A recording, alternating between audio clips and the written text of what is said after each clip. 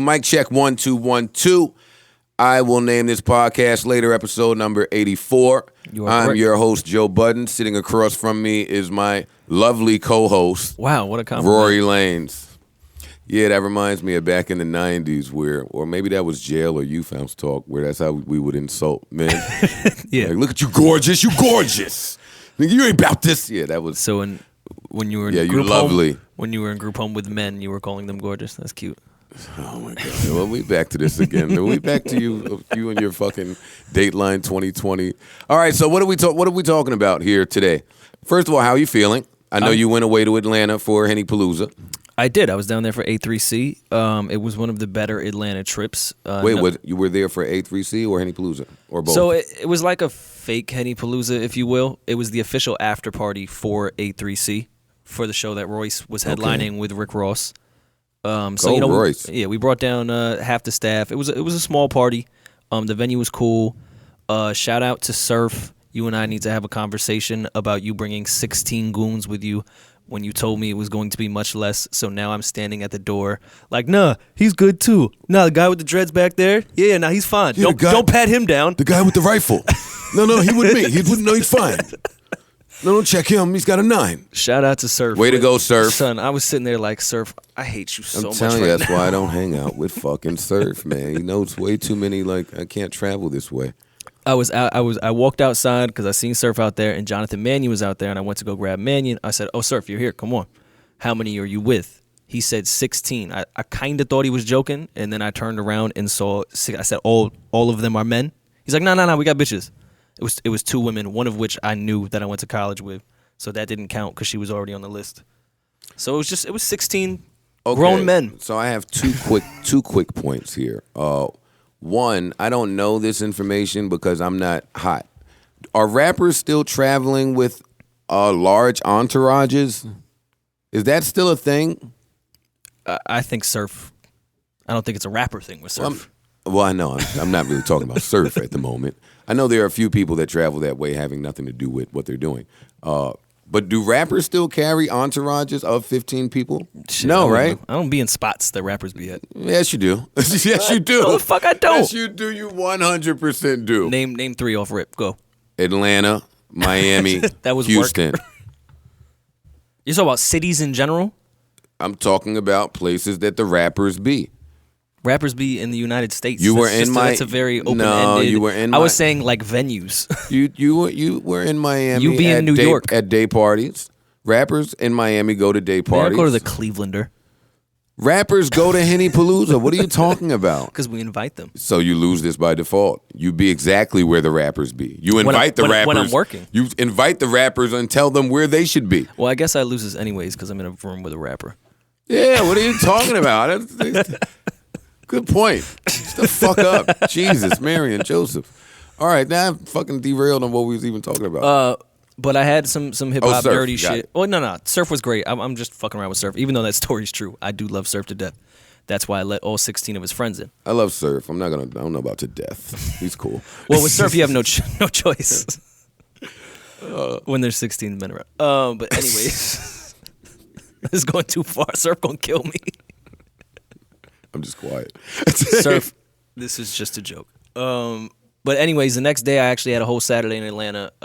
I'm just getting myself deeper into this. No disrespect to Atlanta. It's just not my first destination. I'm a New Yorker. Just Atlanta ain't my vibe all the time. But I went to A3C. Redman was performing, so I immediately ran down there. Shout out to Redman. Redman didn't get mentioned when he should have when we were doing our top 10 lists. But we weren't actually doing top 10 lists. Like, we just randomly blurt out conversation, and then y'all kill us for not. Yeah, you sit and analyze shit on your computer for 3 hours and go, how could you forget about this guy? Yeah. Redman definitely deserves to be mentioned in that list, so we'll shout him out. Anytime there's a Redman perform, I would have ran there too. Yeah, so they put Redman pretty early on the bill, so it was maybe like 100 people in there. Which I was a little nervous about, and then Redman came out and said, I rocked 100,000 people yesterday. I'm rocking 100 people now. It's going to be the exact same energy. I saw this when I saw Tribe open up for Kanye, and this is going to be an old head hip-hop rant. It's just different. I can appreciate that. It's just different. when you look at people that have been performing for 20 fucking years, their breath control, they hit every syllable. Like, it's like listening to the record. No matter what the sound system sounds like. He brought out Keith Murray. Say what you will about Keith Murray and his health state. I hope it's fine. Didn't miss a fucking lick. Like, he was going off the whole time. Eric Sermon came out, did just like music. Like, he rocked a show for 100 people that was one of the better shows I've seen in the past 10 years. I DM'd Redman about 3 weeks ago. He hasn't gotten back to me. Redman, if you're listening to this, check your DMs on Instagram. Son, he then finished the show, and Redman might be the plug king. He killing you with promo, man. He brought out his homegirl that had weave shops in Atlanta. He brought out his friends, plugged all their Instagrams. It was like a whole 15 minutes of Instagram plugs. See, I'm not, I can't. Well, Redman's funny, so he makes everything funny. Redman is funny. So it's easier to digest when he's promoting. Redman is dope, man. It's so you can get away with so much other shit when you're dope. So then they were doing an Outkast, because it's 20 years, 2016, 19, for AT Aliens. Mm-hmm. So of course they did not book Outkast, unfortunately, but they had a live band to do every record from AT Aliens, and they had local artists cover it. Listen, Big Boy and Andre couldn't be here tonight, but we've got Shimon and Raheem from right around the corner who happens to know all of the instrumentals to their music. Nah, they bodied that shit. Nappy Roots. Bring out the pots and pans. Nappy Roots did Elevators in its entirety, which was really dope. And no, they killed it. Rory is such a hipster. Live music. Yo, can you own your hipster ways? What is hipster about? Redman and AT Aliens. This is hipster shit when you're fucking 19 telling me about... I'm 26. Same thing. When you're 19 and you're telling me about how great the Redman set was. Oh, and Outkast couldn't be there, but it was such a groovy set over some pots and pans that the locals Here's my did. issue with you old fucks, right? Like, that's not... You're a hipster, man. I don't know why you don't own it. Because I'm not. Listen, the hip-hop shit we're talking about, coupled with the jean jacket from a few weeks ago, it's a coupled great jacket. with what you do for a living and as hobby, you're a hipster. It's cool. Well, what's a hipster to you? And don't just say that. No. You pose a good question. Let me think. Because this is my issue with you old fucks, right? Am I an old fuck? Absolutely, 100% an old fuck. I don't feel like 36 should be an old fuck, by the way, but whatever. If I'm an old fuck, it should be by soul, by my spirit. No, like, not by age. No, just because you're annoyed and angry all the time, like old people. Yeah, that speaks to my soul and my spirit. Why am I annoyed and angry all the time, by the way? You get angry, not just you in general, but the older generation gets angry at all the new music, and then when someone my age likes the music from their era, you don't know shit about that.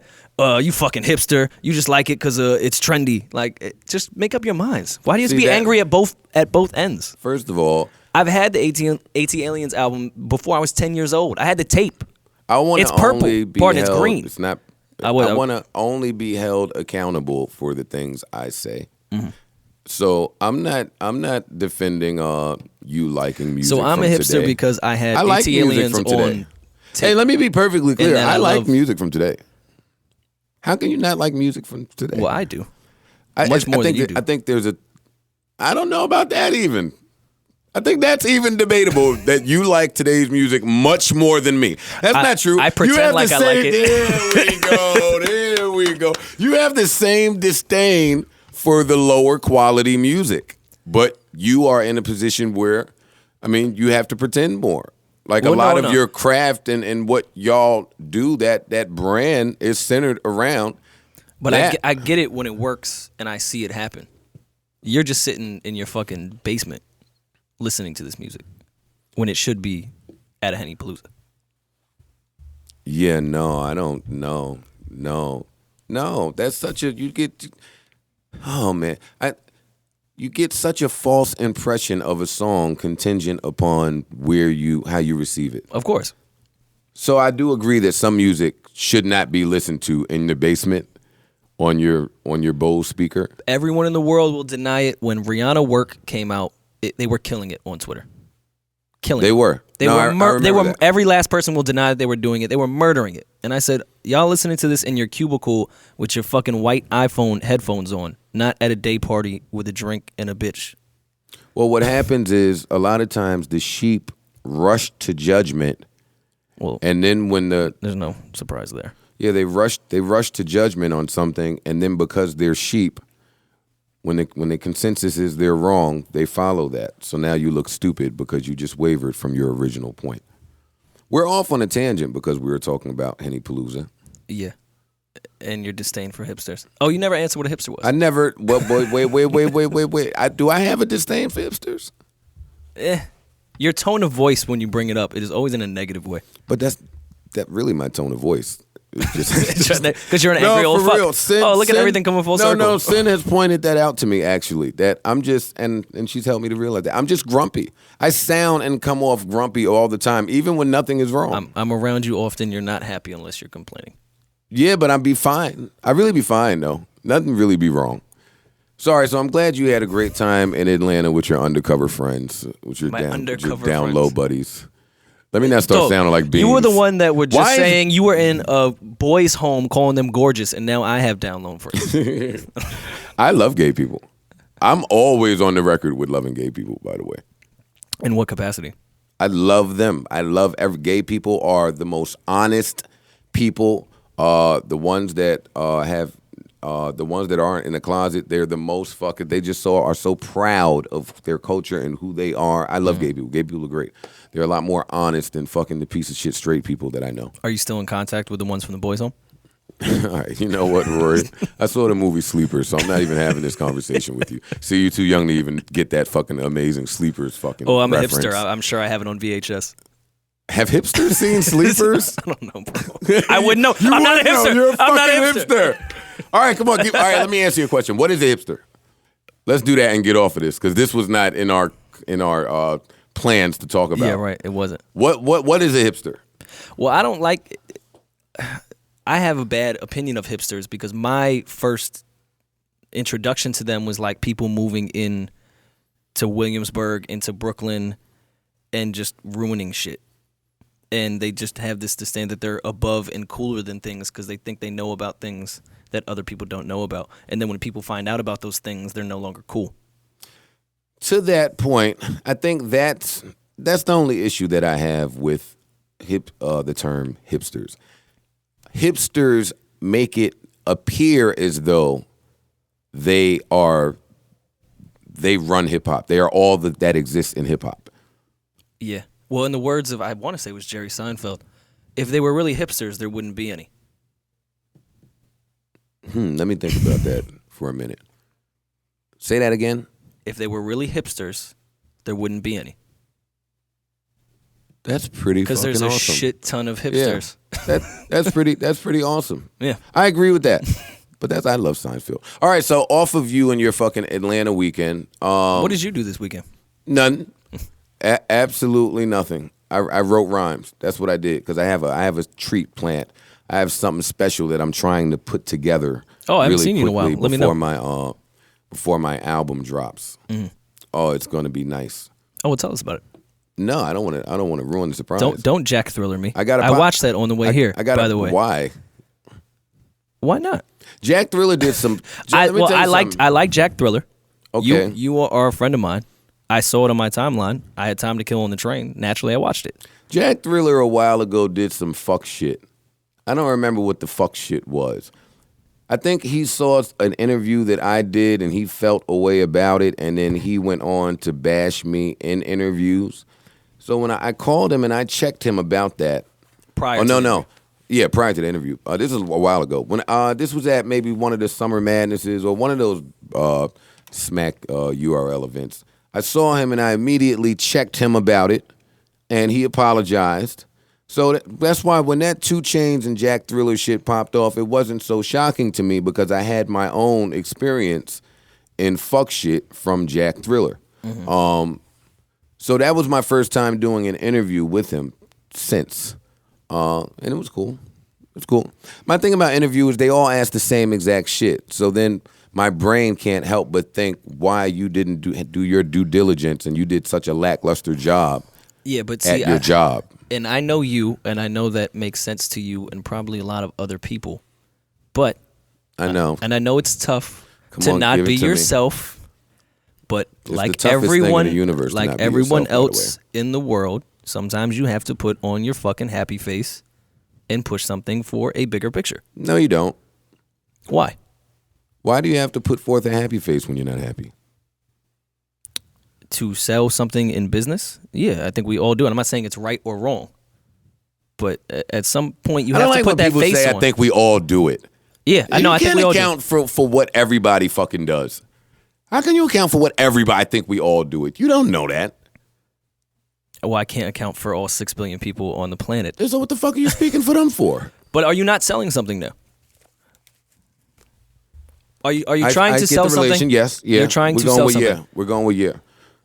Within business, unfortunately, perception is one of the larger things. And when you're selling something to a consumer, you want to make them feel good about it.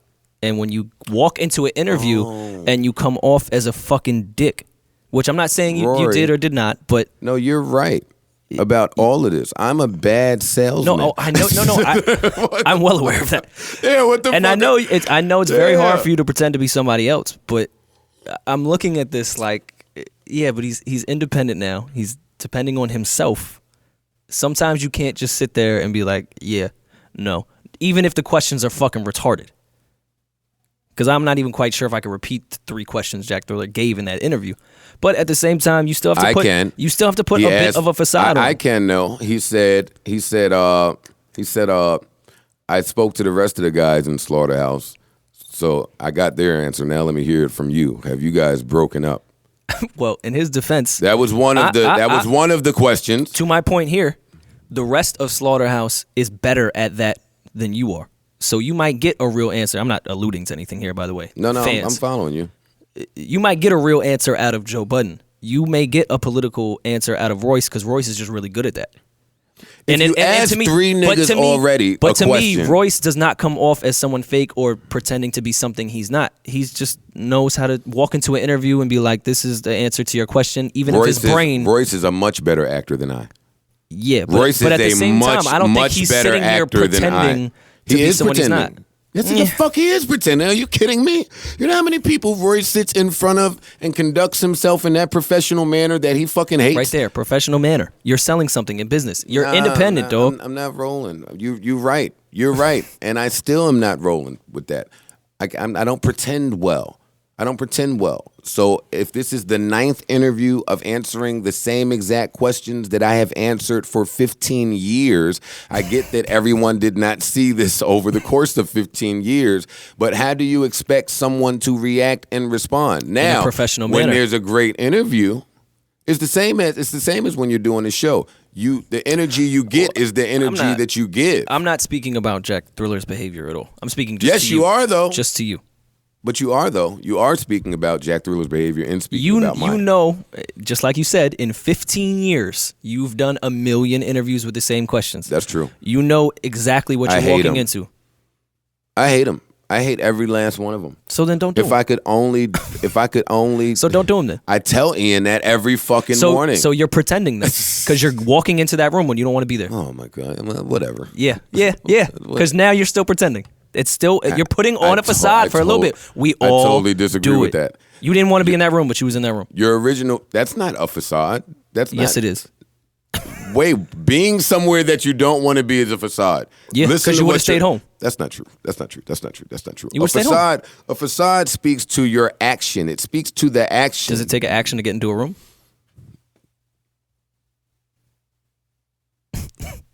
What are you trolling me right now? No, I'm not trolling you. Yes, it takes an action. I'm trying to get you to walk out of this podcast too. I'm not walking out of this podcast. Oh yeah, that was the other thing he said. He said I leave during confrontation. I didn't agree with that. Finally something you didn't agree with. He asked me what. Wait, hold on. He asked me what features are on the album. I want to tell you. I've seen you at. This is why this is funny. This is the only. And I'm not saying that you're incorrect. You. Wait. I'm just trying to bring another point as someone who cares and who's part of this rollout with you. Yeah, but I said 25 minutes ago you were correct in what you're saying. You're correct. Hey, let me say that again for the people that think that. I'm trying to convince you to be a little nicer. That's all. How, though? Be more of a team player. But how? Tell me how. Tell me how to pretend to be nice. To think about the bigger goal and the larger picture, not to quote Lux, but the larger picture here is you are trying to sell albums. I know in your cool rapper way. I don't. What it's about the music. Nah. No, it's about math. You're trying to sell. It's about math. You're trying to sell records. Yes. I'm following you here. So when someone sees this person they don't know, because when you're doing these interviews, I don't know how to pretend to be nice, Rory. No, I'm telling you, you need to. I'm telling you that the product that y'all see in the interviews is me pretending to be nice. Like, what do you want? What do you want? Oh, Jesus Christ. If that's pretending to be nice, that is me attempting to be nice. I'm an introvert. I don't want to speak to these fucking Nimrods. Not calling Jack Thriller a Nimrod, but I'm just saying. Jack Thriller is, I've seen him outside of being on an interview. He's a smart guy. He kind of plays to the dumber. Yeah, it's a character. I get it. He's a really intelligent guy when he's not around a camera. Most people are they are someone entirely different when a camera's on. Well, yeah. This has been kind of a free-flowing conversation, huh? I'm into it. We haven't gotten any of the talk points.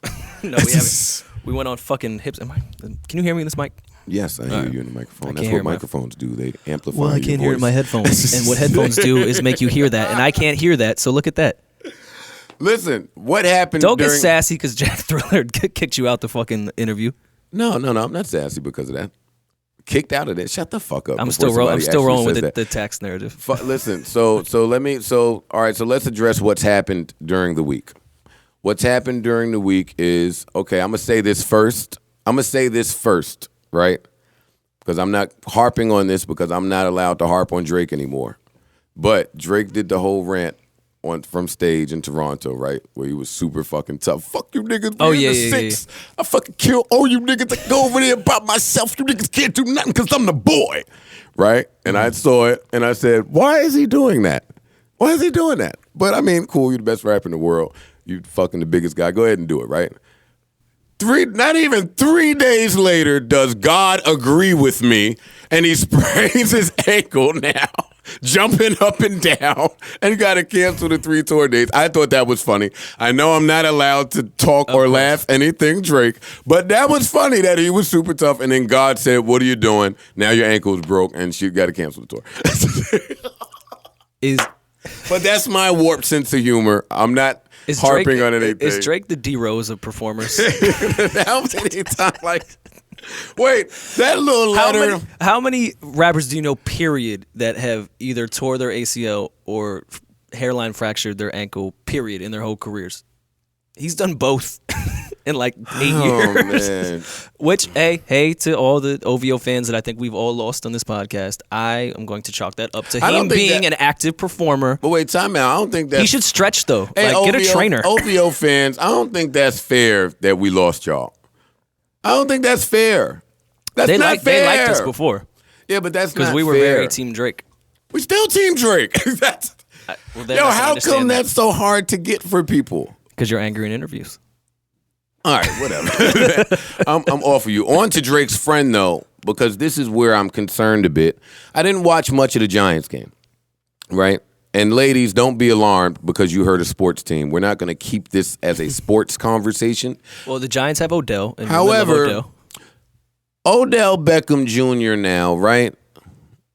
I watched the Giants lose that fucking game this past week. I watched Eli attempt to force and shove that ball in pockets that did not exist. And after the game, Odell Beckham is doing a fucking interview, laughing and joking and talking about him in an imaginary fight with the fucking net from the game before last week. He told us the moment he started having fun with it. Are you fucking kidding me? Are you serious? Are you this much of a fucking idiot? Does he have a touchdown yet this year? I ain't seen no dancing memes, so I'm going to assume no. I don't think he has a touchdown this year. So I want to ask, in all of Odell's greatness, because he is great. Phenomenal. He seems to be a lot more about the name on the back of the jersey. And that seems to be becoming a detriment to the team.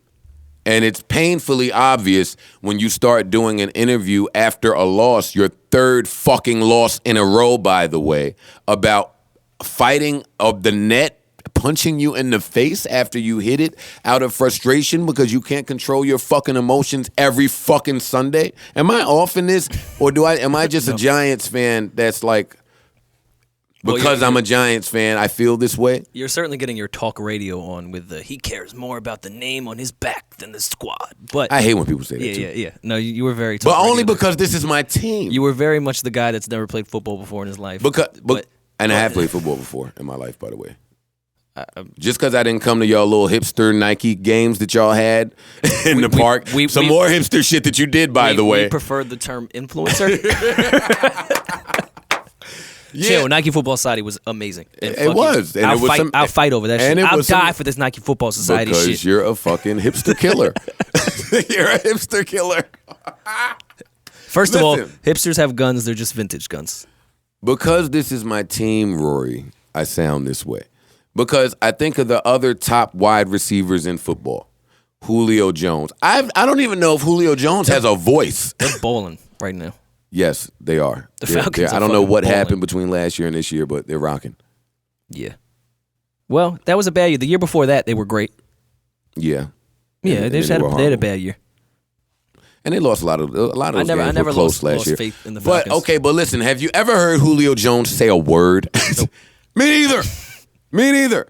Calvin Johnson, really heard him talk. I know he's retired. Wow. But I really heard him talk. Now you're like the white talk radio guy. Des Bryant, we've heard talk, but that's because that's the homie and it's Dallas. Look what happens when you move to the suburbs. This is crazy. I've always lived in the suburbs. Yeah, adjacent. What are you talking about? Adjacent. I'm so not hood.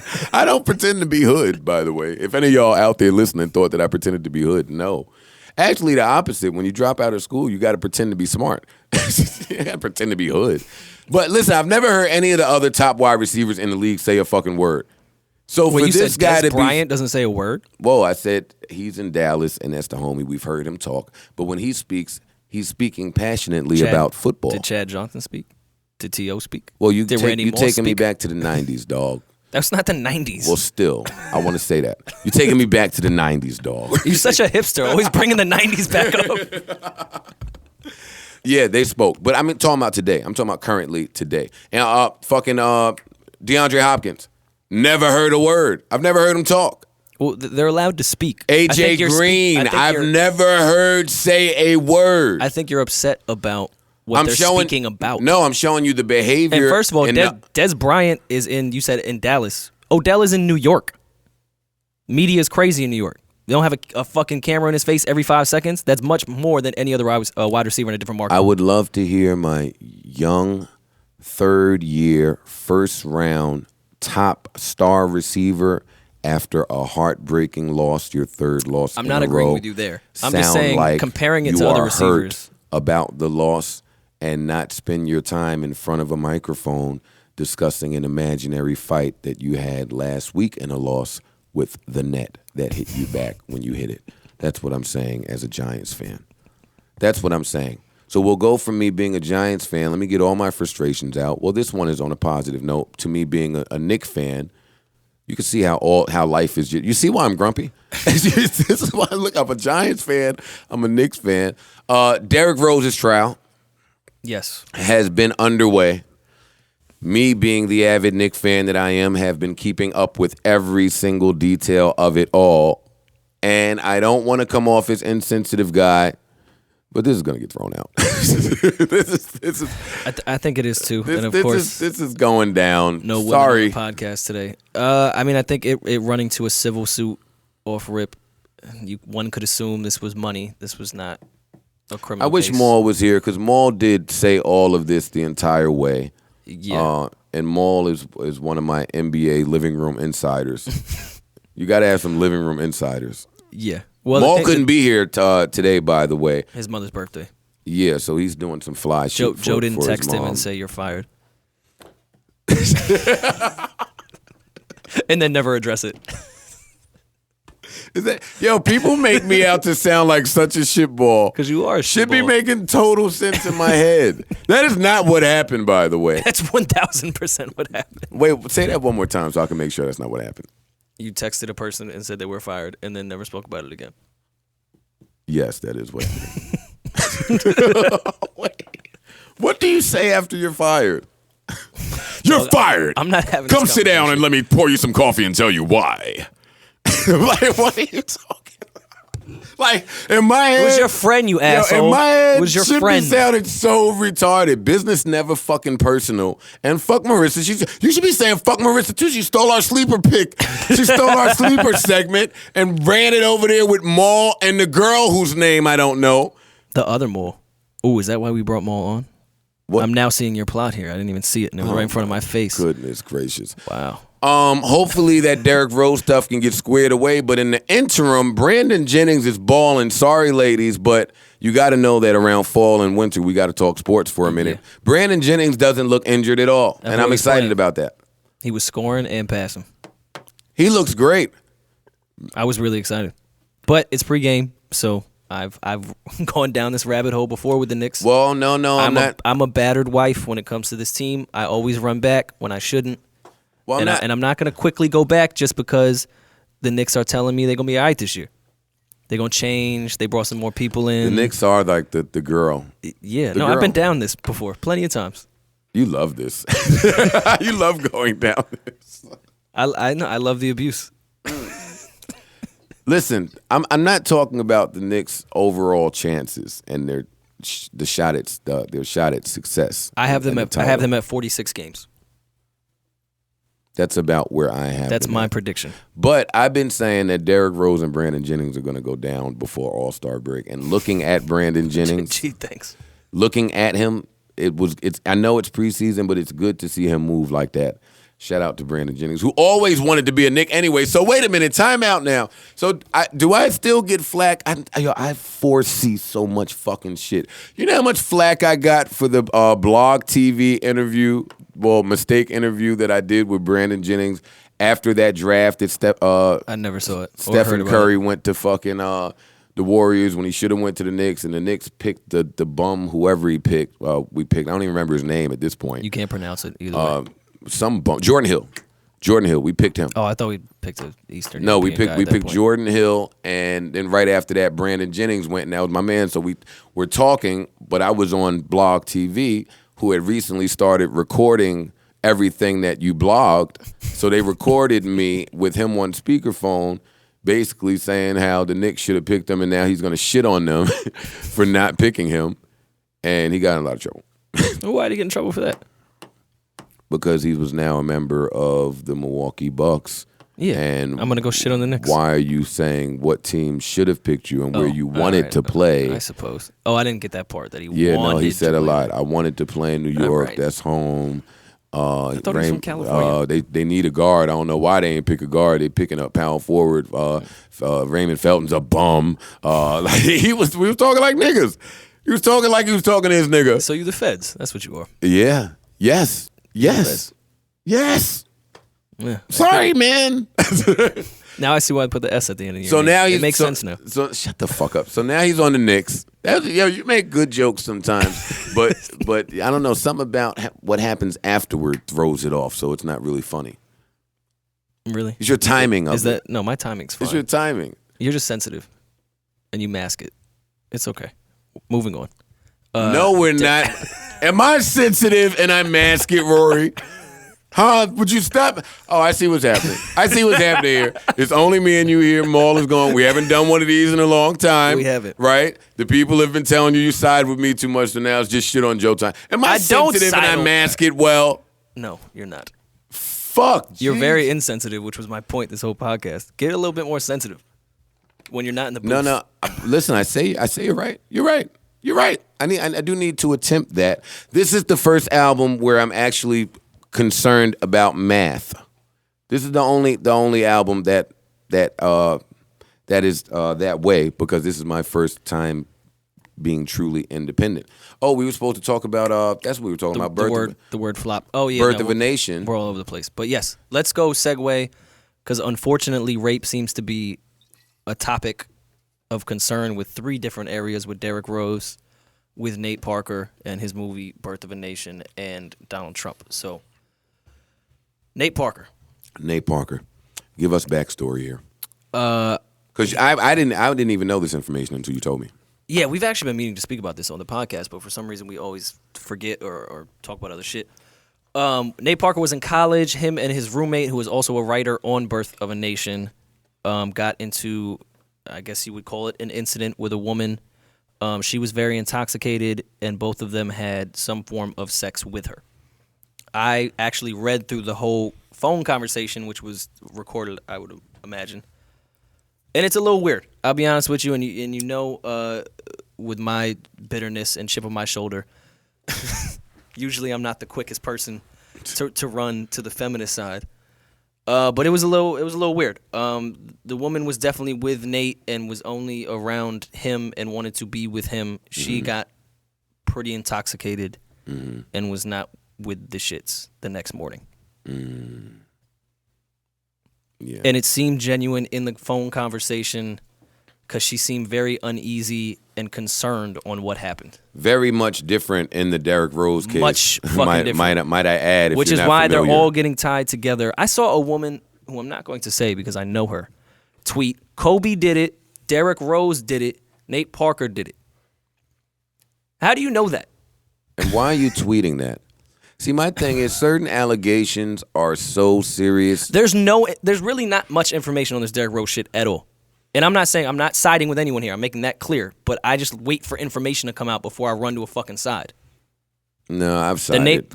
I've sided. I'm with Derrick Rose on this one now that I've heard all the information. Well, we have information we can't say on here. No, that's not true. The trial is happening now. So the information is coming out. Derrick Rose has been on the stand for the last 2 days. Which he shouldn't be on any stand. They put the girl on the stand. She cried. Okay, great. We got that from you. They put Derrick Rose on the stand. It sounds like the judge is fed up with the prosecutor. They're talking about he might declare a mistrial.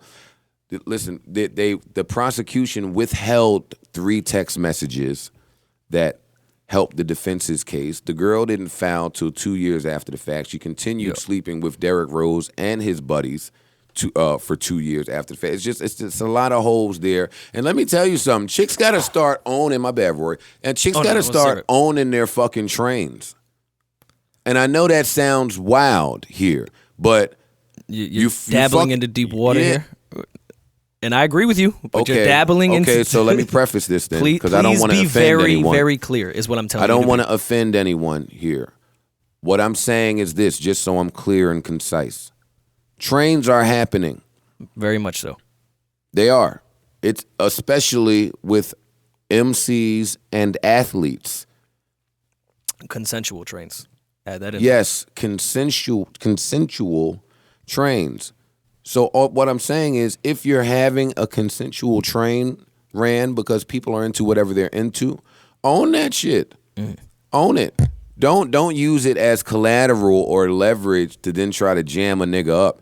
Because in the Derrick Rose case, and I wasn't there, so I don't know what occurred, but when you don't foul till 2 years after you continue screwing him and his friends, and then you ask for money and you're told no, and now is an issue. I have an issue with that even in relationships. Do you think that deserves jail time? What? Yes. I agree with you. Yes. As someone who has been through this. And to anyone who thinks we're being insensitive here, women that accuse men of rape and women that are raped, these are 2 totally different conversations. We sympathize 1,000% with women that get raped. I think that's disgusting. Continue. Yeah, let me please say that. I want to make sure that's clear. And And anytime a woman screams rape, I don't immediately think she's lying, because I think women think we all think that, which ain't the fuck. Yeah. They think we're all pieces of shit that think every woman's lying. I watch way too much Channel ID to ever think that that's not true. But in a lot of people's cases where we are not raping women but are in my domestic desirable, you get accused of it. In my domestic abuse case, Rory, the young lady was able to foul and then the next day feel like she didn't want to be bothered with it at all. Yeah. So you were angry, you felt the way, you took action, and then the next day you were able to wipe your hands of it because it didn't really occur. And now the next 2 years, I have to prove this to somebody. Well, the court system is designed for women. There's no repercussion. There's no recourse. There's no action taken upon women who recklessly try to jam men up. I know that comes off as insensitive to some people, but there needs to be some type of, the same way women have all of these fucking support groups, we need men support groups. We do. I've been saying that since bitches been allowed to get in the club for free before 1 and niggas always had to pay. I've been saying it. Why is there not hotline? Why is there not this a nigga? line's too long. Why is there not a nigga night in the club? Hey, yo. I don't care about your little ayo. The wording there. I'm just saying a night where I'm not going to that night. Well, me neither. I mean, yikes. Why would I want to go to that night? Well, I guess that answers that question. But still, all these fucking years, it should have been a night where niggas didn't pay to get in the club. All right. We just got to go to the club and fucking take our hats off every fucking night. Fuck you. But could you imagine? Fuck you, guy who gets to tell the guys that we can't wear hats in the tell club. her to take her weave off. There could be some shit under there, too. Yeah. Somebody needs to Take fight your wig off. for men's rights is what I think, but I get it. I'm a fucking nutcase. All right, Could you imagine, though, if they brought that to Congress, that women would have to do jail time for accusing men of rape? It's perjury. So I don't see why it's not pursued. My little sensitive moment, I had to walk into high school as a freshman in high school at 14, 15 years old and be called a rapist. Yo. That as I lost my virginity, this is how I entered into fucking sexuality. This was the first thing I had. You know what's funny? And I'm 26 now, and you hear my misogynism here. If I would have had a fucking hotline, I could have been a more nice guy. This is what's funny. So I've been watching The Family, which there's only one season for. They weren't re-up for a second season. We know. Like, there's 3 episodes. Yeah, we know. They canceled The Family.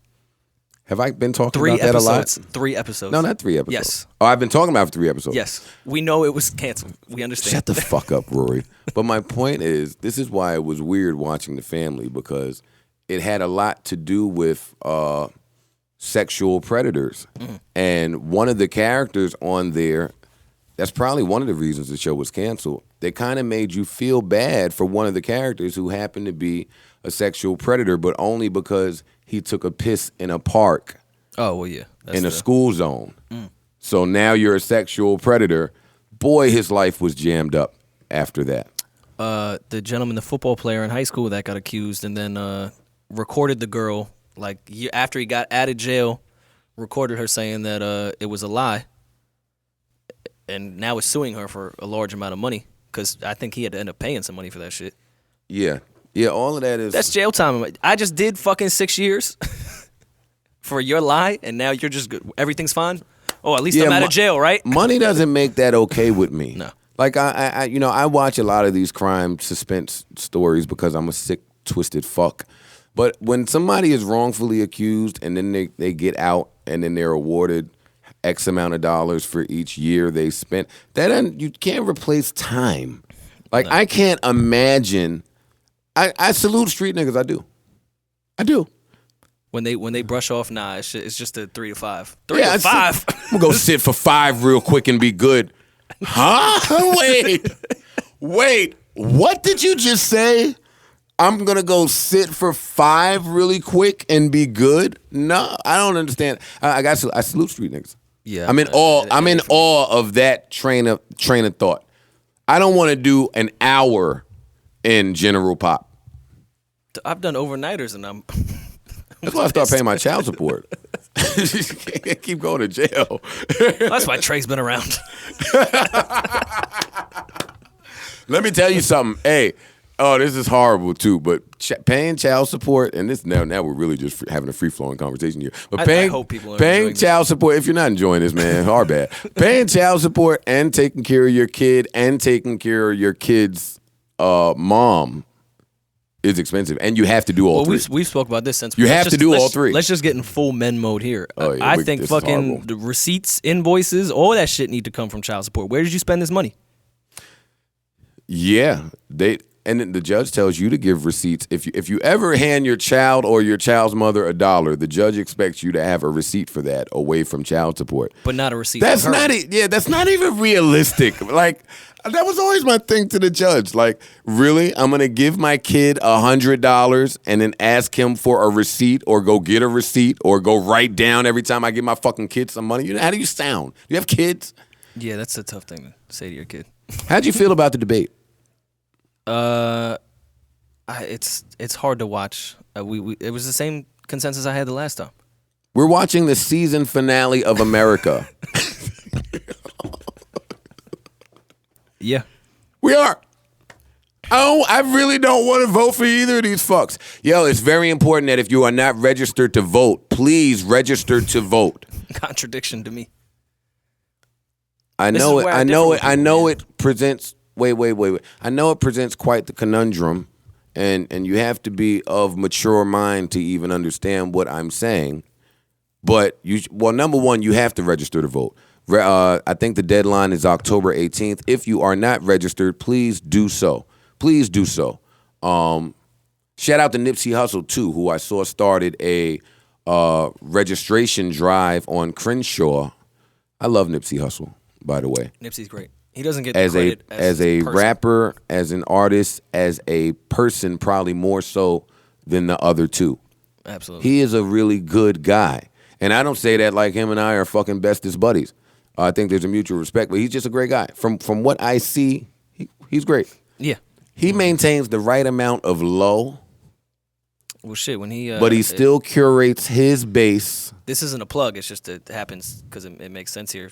When he came to Henny Palooza in L.A., I was there. That's why I'm saying it makes sense, because we're talking about him and the three of us here.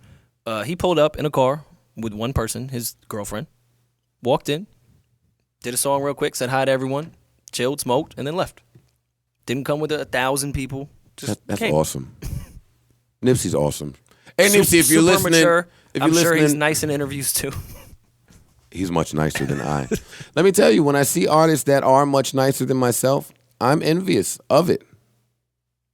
I believe it. Joelle is like that. Joelle can turn it fucking on and hate you, not want to be there, not want to do it, not want to answer it.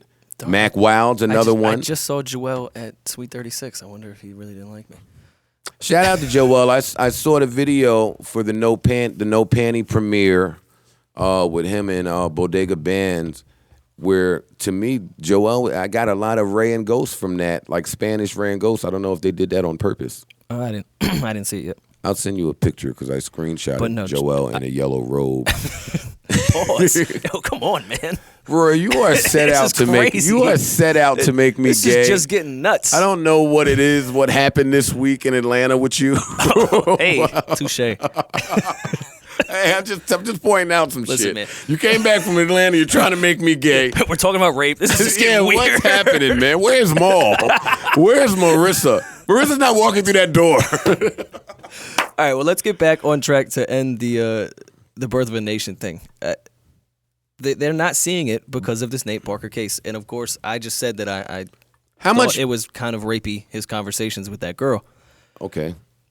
But again, it's probably not my place to say, but I think that movie is much bigger than that individual's case. And what you think of him? I have yet to see the movie. I would like to see the movie. I'm apprehensive on seeing the movie because I don't know. I always feel a way about movies that I know are going to make me feel a way in real life. Yeah. Like when I'm going to walk out the theater, Fruitvale Station. That was a tough one to watch. I felt a way. Phenomenal movie, though. Leaving that theater. And I don't even think the movie was that phenomenal. I just think because it was real and we now got to see the course of this man's day and what we felt. Yeah. I think they grasped, even with the low budget feel, if you will, I think that grasped it even more. Yeah. Yeah, Fruitvale Station was a tough one for me.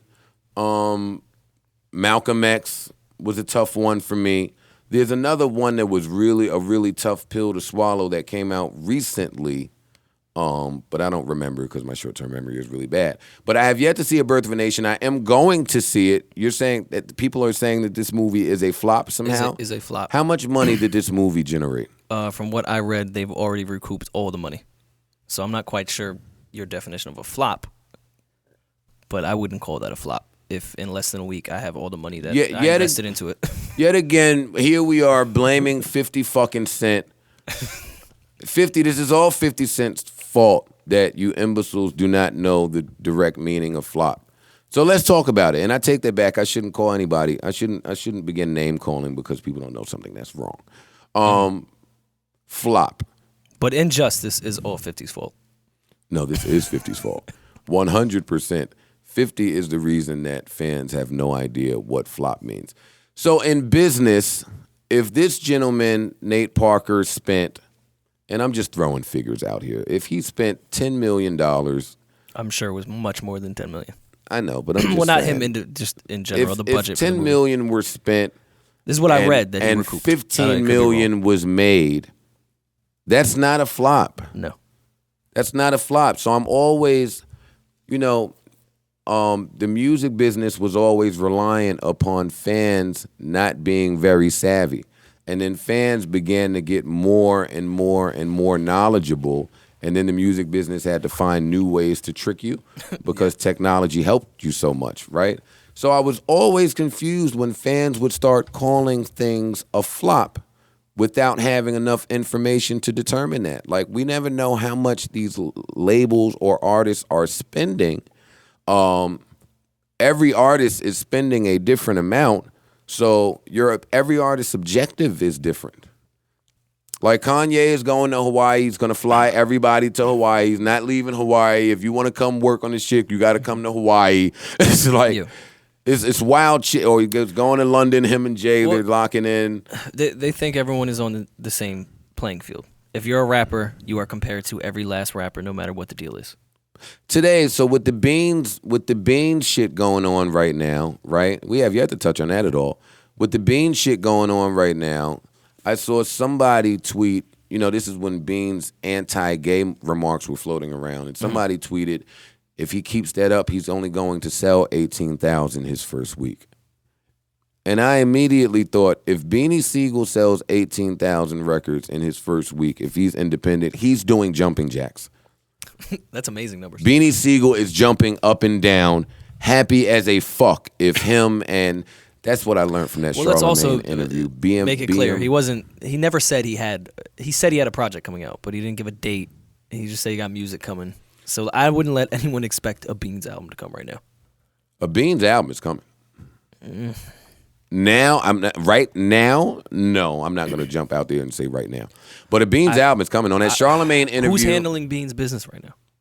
And I'm asking, because this isn't a shot that anyone's doing. On the interview, and the hat that he was wearing, I don't want to fuck it up, but I think it was BMT, or I'm fucking it up right now. But there's a group of people that have invested in Beanie Sigel. He did a deal. And I want to make it clear that my point here is saying I'm not doubting anyone in his corner, but to put an album out independently is extremely difficult.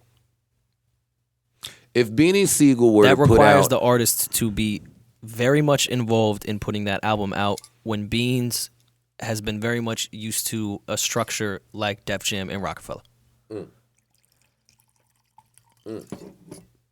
If Beans has put out an independent album before, I stand corrected, but I'm going off an artist that is used to saying, I'll be doing the creative shit, I'll be delivering amazing music, you guys package it and put it out, let me know where I need to be. How did we feel about, well, no, that's not what I want to ask. If Beans were to put out an independent project 6 months from now, what do we envision it selling? Remember we used to try to guess the numbers when the albums came out? Why did we stop doing that? Because enough albums didn't come out? I used to do that in Kevin Lyle's office and win all the time. I don't know if that happened on this podcast where you won all the time. We weren't keeping track. I won Meek. Did you? Yeah, and it was brought up on the Breakfast Club. That's besides the point, though. Come on, give me how many records Beans would sell independently. First week, or in total? Both. Let's do first. We always did first. All right, week. so do first week. I'll give Beans 12. I think if Beans were to sell 12,000, somebody would be happy somewhere. I see. Because I don't think he would spend. I think a lot of Beans consumers have gotten somewhat wind of what's going on, but are not sitting at their house waiting for a Breakfast Club interview to come on.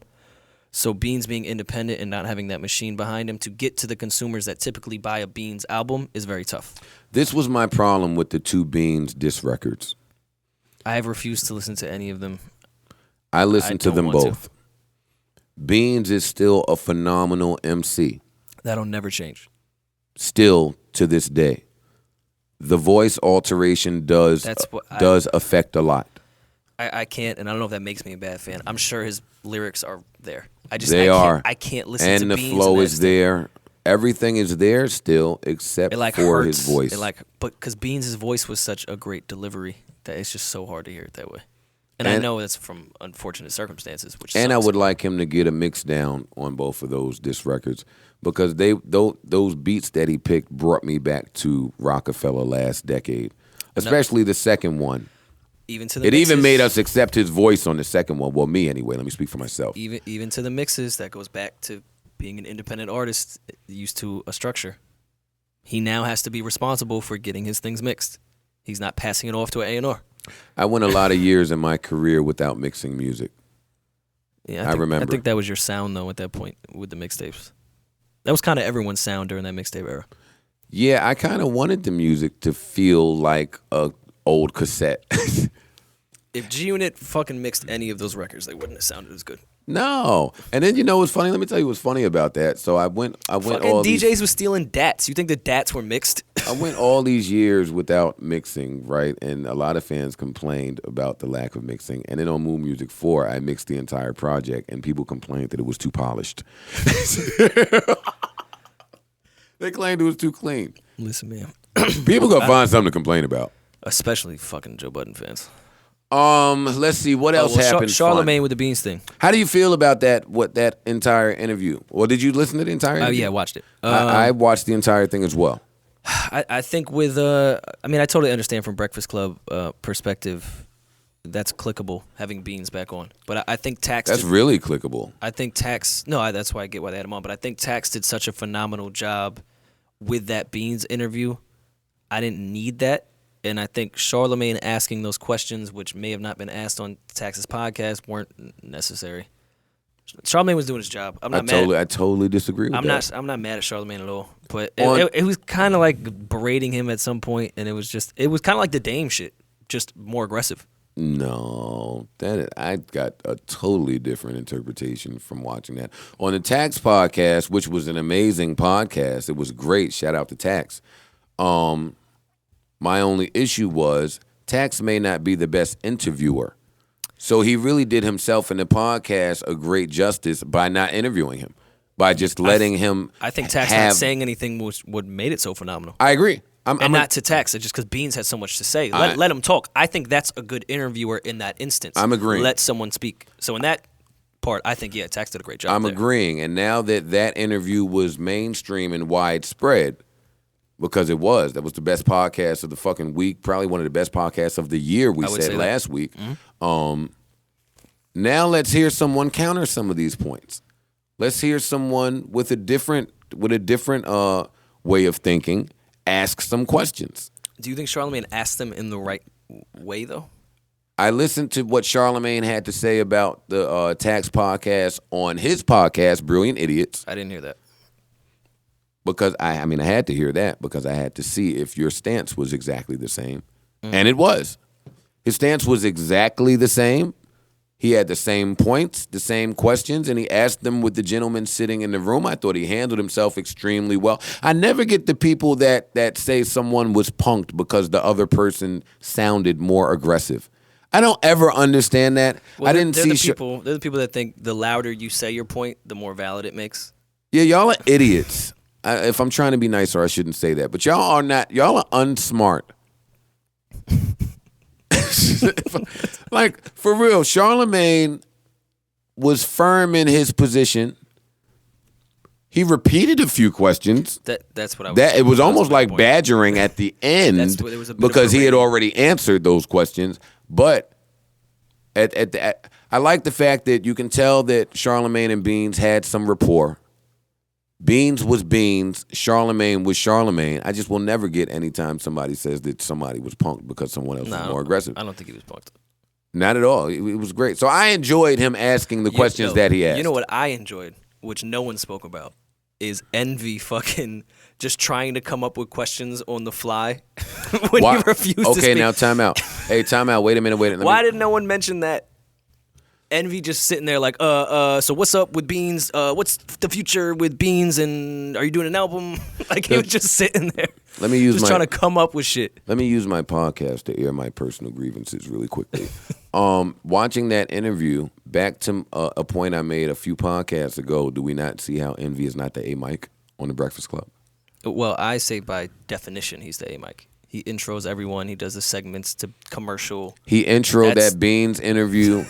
And after his 4-word intro, all right, y'all, Breakfast Club, Charlemagne was right there the rest of the way, which is an A mic. And totally outside of that, Envy, I put that fucking Styles freestyle out. My freestyle featuring Styles, Rage in the Machine, October 21st. Make sure you go get that. Help me celebrate my independence. And Envy gonna retweet it talking about, yo, Styles killed that verse on that freestyle. Like, huh? I mean, he did. Don't look at me that way. Yeah, he did. Styles didn't kill it. Yes, he did. He did. Mm-hmm. Part of why I called him. Styles is great. You can never say Styles killed it and be wrong. He's a phenomenal MC. That's not what I'm speaking about. I'm just playing devil's advocate here. Really, Envy? Like, really? Well, and Styles killed it? In really? Envy's defense, Styles did kill it. What's our next talk point? Rihanna's fucking Travis Scott now. She unfollowed Drake on Instagram. I know I'm not allowed. You're a faggot for knowing that. Yo, oh my God. I am. Holy shit. I am. Hey, I pillow talk with my girl, man. What do you want me to do? We talk about shit. Girls like talking about that shit. And you have to be able to fucking listen and sound like you want to hear it when your girl is talking to you about stupid internet shit. How many people does Rihanna Not follow? saying that Sin did that, because I definitely brought it up to her. But anyway. Yeah, she's pillow talking with you. You're not pillow talking with her. Yeah, Sin's great. Fucking chatty patty. How many people does Rihanna follow? How the fuck do I know that faggot? I don't fucking know. What? So people are sitting in her follow shit and refreshing it and seeing who's not there anymore? She's only the biggest star of the generation. Oh, she also came out during a Beyonce set. I thought that was big. Beyonce brought her up? If I read that correctly, now you're scaring me from saying it. So I'm not gonna say it now. Beyonce brought out Young M.A. and A Boogie. Did she? Mm-hmm. At MetLife. Get out of town. He's the queen, though. Well, we know that she loves the Young M.A. record. Mm-hmm. We know she loves that record. A Boogie. Yo, can you just stop hating on A Boogie with the hoodie? Oh my he's God. dope. Just accept it. What do you mean? I don't know. You're only my friend to tell me what's dope that the young people like. And then berate me for it. So, yeah, because you're a fucking dun-dun-dun, but it's fine. All right, you had some T-Pain talk you want to talk about. That's in my talk points right now, since we're organized now. No. Let me see. T-Pain, right? I was listening to a record, the record that Maul actually played for the Sleeper Pick, Dreezy, featuring T-Pain. Amazing record, right? I was listening to this record last night with Sin and Ash and Ash. Hi, Sin and Ash and Ash. Hi, babe. And somebody said, wow, I love this record. And then I immediately hark back to when I was putting out, I was trying to put a record out. My last album, was it All Love Lost or No Love Lost? One of the Loves Lost. Yeah. And I was trying to get T-Pain on a record. And I remember the record. When E1 was telling me they wanted that feature.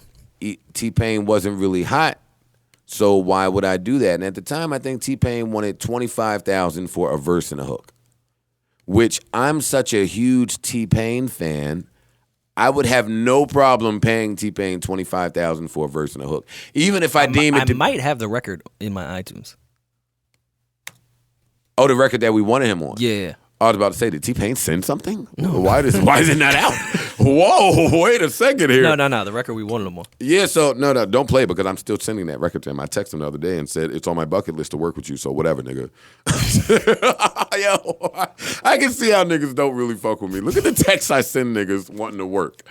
Well, shit. He also lied to us about how popping Dwayne Wade's bowling party was. So I don't trust a word that come out of yeah, what a lie. What a lie. But when E1 told me that T-Pain wasn't hot, I was confused by it. So I asked Ash and Sin, I said, could T-Pain ever not be hot? Like, is cold ever really cold for T-Pain? And the first thing that they said was, not really, because T-Pain basically reinvented an entire style of music. I agree with that. Yeah. Couple that with the fact that you have to have hood classics and hits to be in that category and be in contention for the never being cold category. And T-Pain has both. I know that T-Pain is not current on radio right this second. And I know the younger people may not be blasting T-Pain in their vehicles right this second. But you can do an entire T-Pain set in the club. I'll take my Tupac in the club argument that I had with Maul at my pool gathering a few weeks ago. You can do an entire T-Pain set, and the club is going to rock for quite some time. I don't think you're going to disagree with that. Well, you know, my love for T-Pain. So if T-Pain and they also said when I was having this conversation, they said T-Pain is very much like Dream, in which they both can put out a bunch of records that we don't really give a fuck about, but we give a fuck about them. Yeah. We don't have to check for every single underground Dream or T-Pain release. Rory, I agree with your tweet about 1977 being a very underrated project, and Christina Milian not getting the credit she deserves for inspiring that amazing Dream project, even though I do think Dream's last album is Tridash. By the way, I thought it was an EP. I listened to it. Nah, he put an album out. Oh, maybe I missed the album. He put it. Yeah, you did. It was not a lot of people knew about it. Not a lot of people knew. I'm just such a big Dream fan. I listened to it. It was trash. I hated everything about it. Well, look at God. When I was in Atlanta, I was at a hookah spot and I ran into Boo. Boo, for the people that don't know, is Akon's brother. And I mentioned that when I got back to our table, and a young woman said, "What the fuck is Akon doing?" You know what's funny? I just said that last night. But not in the way you would have said it, though. Oh, okay. As in, like, he's not relevant type shit. And it had me thinking that there's certain artists, like a G-Unit can do that, and Akon can do that, tour around the world and make $5 million in 6 months. If Yo, so let me tell the idiot fans out there, when you have a records or a body of work that you can perform for the rest of your life, you're never really irrelevant. You're not really irrelevant. And I was trying to think of artists in urban commentary music that have more money than Akon. Did you say commentary? Oh, I may have mispronounced that. I'm sorry. I was like, wow. Could it be the J-Mo? That sounds like an ill genre. Oh, you're not on that yet? Commentary. See, that's why Rory's my friend. Hipping me to all the cool slang. I'm incompetent. That's what that is. Yo, you would have to hear the very first time that I heard the term "say less." Did I ever tell you that story? No, but let me finish my convict rant right here. But go ahead. I was saying with the artist that Akon is responsible for, why doesn't fucking Convict Music get the credit all these other crews get? Number one, it doesn't sound as cool. You got Akon off rip, obviously. T-Pain. And now you Lady Gaga. Nah, she never repped Convict, even though she was Convict. Yeah. She didn't rep it. But okay, let's give you Gaga, T-Pain, Akon. French Montana. Don't lie. French Montana. Red Cafe. What? Oh, no, I'm not. Yeah, he repped Convict. Come on. He was Convict Music. Jeremiah was on Convict Music. French repped Convict for what I feel like was a few months. He repped it. Oh, my God. Jeremiah was on it. Vado was on it. Knock it off, Rory. A lot of people have been on Convict. Yo, you know what's funny that you bring this up? You not knowing what say less means because you're old as fuck. Oh, wait, I was about to go into something else, but fine, let's stay there for a minute. So I was having a text conversation Youngberg was on with, Convict. Why do you know all of this? I'm a music connoisseur. What can I say? Wait. I'm a hipster. What can I say? Oh, my God. All right, so say less. We won't get into say less shit. Albie Al taught me what fucking say less meant. I had no idea what it meant. I thought it meant say less. Like, say less. Okay. Well, it does mean say less. Yeah, in context. whatever. I had another point to get to. What were you just talking about? All of this. Oh, so one day on this podcast, funny you bring that convict shit up. One day I wanted to talk about some of the greatest crews in hip hop that never existed. Can I get one example? The Commission. Okay. Whatever that name was of Ja Rule, X, and Hove, because that picture was floating around the internet. They were supposed to release an album. Technically, it was since you're older, correct me if I'm wrong. It was supposed to be Murder Inc. And then Murder Inc. It never happened, and Murder Inc. became Murder Inc. That is what happened. Yeah, with the freestyle over the doom doom. You know the fucking. And freestyle. there was the source cover, XL cover, whatever it was. It said Murder Inc. in the front before Murder Inc. was a thing. I ain't gonna lie. If Ja Rule, DMX, and Hove would have became a group, that would have been like the Hall of Fame class of Garnett, Duncan, and Kobe. That would have been better than the Commission. Yeah. Mm-hmm. Don't chill. Don't sleep on Charlie Baltimore. Hove, Big Charlie Baltimore, Foxy Brown. No, not Foxy Brown. That was the Charlie Baltimore. Charlie Baltimore. I feel like somebody's missing from that. They're gonna kill us too. I don't remember right now. I don't know if it was Cam. I don't remember who was supposed to be in it. But I know that the crew was supposed to be ill. Foxy might have been. I don't know. Well, she was. I don't know if you ever heard of this group, The Firm. The Firm. She was in that one. I know. Well, do we count The Firm with Cormega? Yeah, because that never came to fruition. Outside of that album, which people deemed a flop, I really enjoyed that album. I don't know why that album. Why was that a flop? Because it didn't sell what a group of that magnitude was considered to be. There's able two to sell things back that I then. found out weren't a flop. Was when Dre got on, forgot about Dre, and said The Firm flopped, and I was like, I didn't know The Firm flopped. And then when I got on Twitter, and everyone hated Tribe's last album.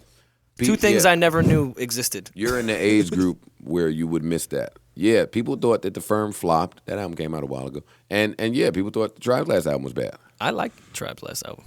Damn, man, I was just getting somewhere. You're just consequence biased. That's why.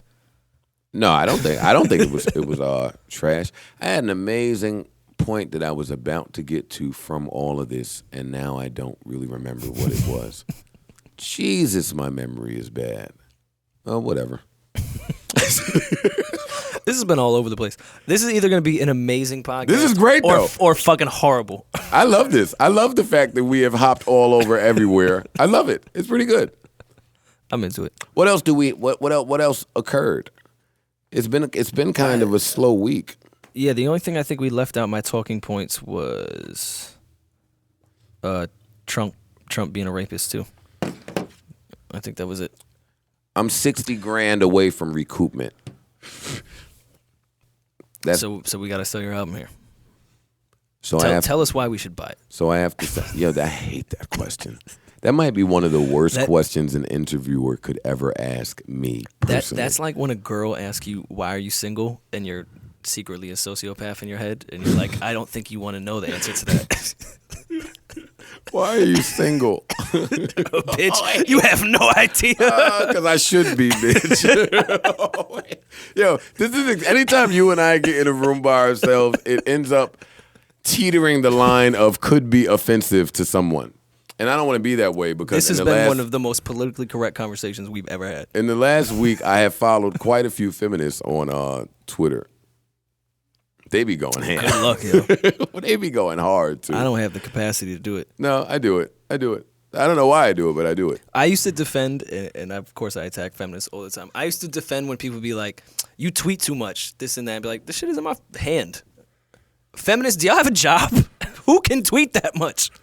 Yeah, I don't really understand that one either. I never understood that. I used to defend that. Be like, shit is in your hand. You know what's You funny? can work and tweet. The other day, but the feminists be going off. The other day I thought, because so many people say it's just Twitter, or that used to be a saying. It's never. No, it's not. It's just Twitter. I've never, ever, ever thought it was just So Twitter. the other day, in my very euphoric state, I wondered, well, as I was scrolling my timeline, I wondered, what would a lot of us be doing without Twitter? Twitter is very fucking helpful. And of course I say that from the viewpoint of an independent artist. But I see so many people thriving in their business from Twitter. So without it, if it were to just disappear tomorrow. Twitter changed music, I think, even more. I think streaming happened because of Twitter, and I know that's a weird thing to say, but I think it's put artist to consumer way more than Facebook or Instagram or any other social platform could, because you update your Twitter so often. Facebook, you don't do that as much. So you're living and dying by what's being refreshed there. And I think that instant gratuity there, I think I'm using another wrong word. Gratification. Thank you. Instant gratification. I think happens with streaming and having your entire music world off one click. I think that's how consumers became. And I think that's why independent and why labels are dying right now is because, shit, I could open my phone, my artist say, hey, here's a record. Click Spotify link. That's a great, speaking of, I would like to invite any major label recording artist to come on this podcast and tell me how you get paid. No, really. I would really like to know that. I'm having a hard time understanding, and this is just me and my brain. I know I'm a little off sometimes. I'm having a hard time understanding why people are so quick to relinquish their rights today with technology being the way that it is and with labels taking all that they're taking and offering what they're offering. How are you getting paid?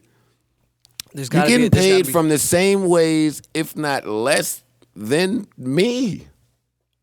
And independent acts. I haven't been in the Def Jam office in a long time, but I see they're signing people, i.e. Dave East, which I thought was great. But in the same instance, they have to change the deals, like the way Kevin and Lior did the 360 deal when the music industry was changing a bit. Like, there has to be a new structure of signing somebody. And I wouldn't know anymore because I'm not involved in that world anymore. I'm going through that now with my publishing agreement, which was signed in the year 2001. Well, publishing, I mean, shit. Between MP3s and now streaming, you can't imagine publishing is even remotely close to what it used to be.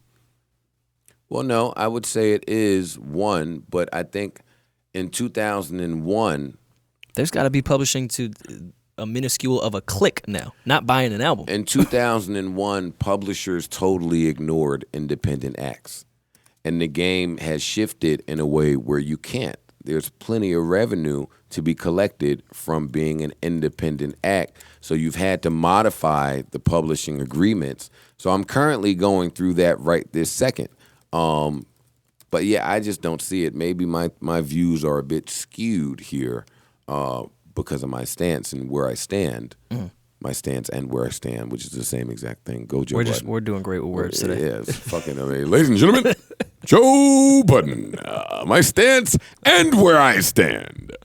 Fucking smart idiot. Where's Jack Thriller when you need him? I didn't say that, by the way. Yo, what else happened this week? No, it's been a slow week. It's been a very slow week. Really? I think we kind of covered a shitload. I'd ask Pat where we are with time, but I have no fucking idea. Hey, Pat, where are we with time? Pat, were you laying on the floor? The fuck? I don't know what type of yoga shit Pat was doing just now. Way to go, Pat. Jesus. Hour and some change. That's about right. I still feel like I'm missing something. Hour and 18. I'll figure it out whenever my words and my math are wrong. Every time we leave this podcast, 10 minutes after we go, I say, God damn it. Why the hell didn't I touch on that? All right, we'll have Pat pause it, walk out. Nah, I'm not doing that. We good. The album Raging Machine out October 21st. I have to do that here because I feel like this is the only place where you can get Joe Budden uncensored and like really actually being himself and not having to deal with fuckhead interviewers. I thought you were always yourself when you walked in the interviews. I am, but I'm guarded, of course, because I'm answering the same exact questions. Guarded? Is that a facade? Rage in the Machine album, October 21st. I'm going to continue to promote that, even if A-Rab does not. Listen, man, A-Rab hasn't tweeted in like 5 years, so it don't count. A-Rab has contributed way more than I could ever ask him to, so A-Rab can continue to do whatever the fuck A-Rab wants to do. Rage in the Machine is coming out. Shout out to A-Rab. Next week, my album is coming out. Joe and Budden it's hard. Fans, I will try to convince him to do a listening session next week. Let me warn you guys now, my shit ain't. How do you even classify this album? It's not emo. I'm so excited. It's not romantic. It's not either of those things. So it's either going to be really, really, really good or really, really, really, really bad. No bias at all. It's a great album. It's like car music. I cannot wait to just see. It's car music. Your fucking and your fans just go nuts at you. It's phenomenal rapping. Why would my fans be going nuts at me? Because it's not suicidal, depressive. The fans that loved All Love Lost. Slit your wrist. I'm seeing a few of those people out there, the people that are like, I saw somebody, I think Lucy tweeted some bum shit. She tweeted, I don't know who Lucy is. Joe put out All Love Lost and made me hate everybody and then went and fell in love. Yeah, you ain't shit for that. Yo, can we You're the friend that says we'll stay single all summer and then goes and gets a boyfriend. You're that chick. I'm Beyonce talking about all my single ladies while she's fucking married. Whatever. I don't care. The album's hard though. Man. It's a hard out. It's a good listen. It's the most concise listen I've ever put out. I normally am, but fuck all that because All Love Lost was mad long-winded with mad bars and nobody gave a fuck. Nobody cared. Nobody cared. Did they not care? I ain't selling a fucking record, so no, they ain't care. Oh, I like the album. And E1, let me tell you something. Now that I'm truly independent, I fucking recognize how much money you niggas made, you rat bastards, without paying me. I'll audit you bastards real soon. Let me throw that out there for the record. Well, yeah, Rage is hard. I texted Joe when I was listening to it into my office, and I said, dog, I just listened to the intro, and I think I might suplex Janice in accounting over a copier. You should. Intro's hard. It's a good album. It's a good album. I mean, I know people hate me, so you'll find a way to hate it or a reason to hate it. But fuck you, Rory. But it's good. It's good. Sorry, man. We hitting the road next month. Let me get all my shameless plugs out the way. Hitting the road next month. That shit is in 2 weeks. Oh yeah, not next month. Damn. Shit, I better get my show together. Yeah. We hitting the road in 2 weeks. We start the 22nd at BB King's in New York. The 23rd, we're in Boston, Middle East, and then we rocking from there. Get your tickets now. You can check my Twitter at Joe Budden or my Instagram at Joe Budden to be updated with that as they come in. So yeah, we're gonna have a good tour. We're gonna have a good album. We're gonna have a good winter, and then we're gonna get ready for the pool party in the spring. Now that we're settled into my mansion. Now that we're settled in. Fuck your mansion. Oh, don't be horrible. Don't hate do that. Place. Yeah, me too, but still, it's beautiful. And I feel like in the winter, I'm going to hate it even more. It gets really cold in there with all the fucking windows. I just had to fucking cut the heat on. I'm a little mad about that. Shit is huge. We'll be all settled in by then. We'll have a good pool party in the spring, and just that fast, your entire year is mapped out, and you want to just pray to God that you make it to see another day. Wow. Way to end that. Sleeper songs. Oh, yeah, let's do a sleeper song. Do I have a sleeper song? I have my, let's do, pause, even though it's two of us in here, and there's been mad gay jokes. I'm doing only from you, might I add, undercover gay man. Excuse me, you made a shot at Atlanta and said that I was doing gay things down there because I was in Atlanta. Or was I just saying the truth? Tune in next week to find out on Undercover Rory. All right, bro. This is getting out of hand. We gotta end this. We should really end this. Play a fucking sleeper, dick face. I got the oxes right there for you.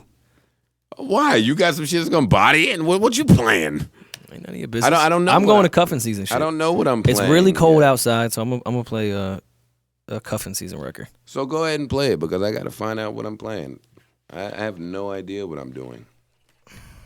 Stop trying to mold the situation like, I had no idea. Nah, I've been blasting Amani all day because he's got a project coming out soon. Black Heart available. Follow Amani at The Only Amani because this shit is hard. Let's see here. What will I play? All right. I got mine. I should play an Amani record. But you did that already. Have I played an Amani? Yeah, you did it a few weeks ago. I played an Amani record a few weeks ago? No, I didn't. A few months ago, you did. Yeah, when his last EP came out. Really? Because it's my man's. And it was a great record. Oh, so I'll play an Amani record then. Well, is it out yet? Don't be a dick. Yeah, no, it's out. Oh, okay. No, I did The Other Side of Love from his last EP, which was great. All right, so I'm going to do I Belong to You then. All right, so mine is not really a record. It's a mashup, if you will. Shout out to all the West Indians. No, I'm not playing soca. This is for all the cuffing season people. It is Beyonce, Speechless, Rocket, and D'Angelo Untitled, all mashed up into one record. It's 7 minutes long, which is perfect for adult sex, not young sex. Before you continue, do you know Ash? Shout out to Ash. Ash is so great. She should be in marketing. Ash suggested that some of those verified mixes I should let rock after the podcast. That'd be cool. For just like an hour of music. Do you think they would take us down? Yeah, I do think they would take us down. Dude, we couldn't even have shook ones for 30 seconds. Yeah, but I'm listening to all these other podcasts and all of these niggas with their fucking intros and all of this extra added production shit. They don't take them down. We'll see one day. I'm not. Let's try it with just a verified mix on like your shit. Yeah, we'll see what happens. All right, go ahead. You were saying. All right, yeah. This is called Untitled Rocket by Jay Beats, who is the DJ.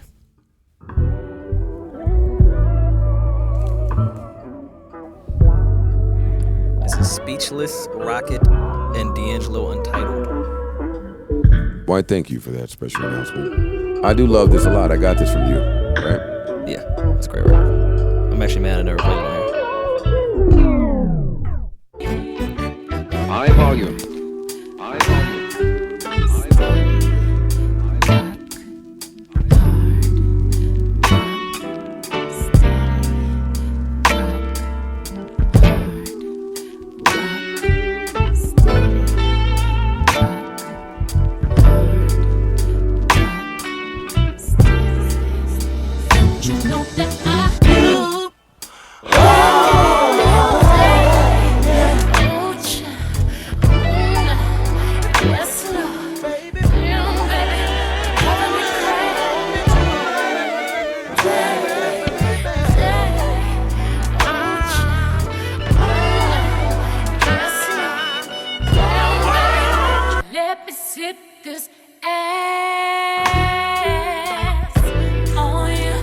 He killed this shit. Body this. I kind of want to know how the fuck he did this. I didn't give this gem to too many people, even though this has 88,000 views. Not too many people know about this in the general public. This is a hipster thing. If anyone uses a condom to this record, you do not deserve to have this record. First of all, what is a condom, number one? It's something you put on like a hamburger. Or Never heard of it. Like a hamburger. Or like a hot dog or something. You know, the things. At McDonald's, they have them next to the straws. Well, yeah, that goes on. D'Angelo comes in. It's 7 minutes long, which is great for like people that want to have. It's great for niggas that's done in 7 minutes, yeah. Like me. I'm like to the point sex. Ma, you ain't get this out the way in 7 minutes. I don't know what to tell you, baby. So I'm gonna play Amani Belongs to You. He's gonna kill me because it's not the mastered version of the record. It's the version that he sent me. Sorry, Amani, in advance. Wait, but hold on. It's such a great record. Do I have? I don't care. Let's play this version so people. No, I might have the real version on my laptop. No, I know, but we don't want to give that to them here. They can buy it. Oh, I guess that's fair. They can buy it and get the real version. Amani, you bodied this shit, B. Oh no, guess what? I only have the rough two. I'm not even saying that because you my man either. Dead ass. Hey. I'm the man, but you already know by now. Talk to these niggas, E. I don't think. Oh, wait, hold take it all off of me. I'm on you. Spread your legs like you Jumpman 23. I know you're not stripping for free. I got bands like a drum and a beat, and you know. Sometimes they strip for free when you real, E. My bad. If I throw all this money, I probably could pay for your ass. And I ain't paying for no bitch I ain't got email, no bookings that's up in your grand bio. But there's something about you that's been making me want you so bad. Come work for this money. I reserve the spot right in front of you. I'm throwing these ones and it's just us two. Do I have to do this every time to stay on your mind? Cause if I do, I will. Girl, the stage belongs to you. And every single I throw on your body, baby. If I leave, are you coming too? Well, tonight's the night you do. That's Amani. It's called Belongs to You. It's on the new EP coming out real soon. It's called Black Heart. I'm gonna kick it with Amani soon. I gotta call him afterward about the tour we going on. And that's all we got, man. Rory, another week in the books. Interesting week to say the least. Yeah, whatever. Hopefully one of these fucktards do some real stupid shit this week so we can talk about it next week. That's who we've become. Rage in the Machine, Jesus October Christ. 21st. BB King's October 22nd. Make sure you come out. I will see you there. Until then, have an amazing week. Be blessed. Peace and love. Peace and love sounded real gay. That seems to be the theme of this. With you. Whatever. Fuck you, Rory. We out. Listen, man, go back to your boys' home.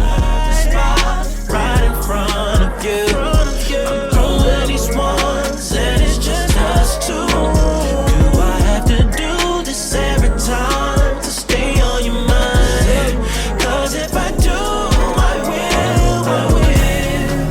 Girl, the stage belongs to you. Every single I throw on your body, baby.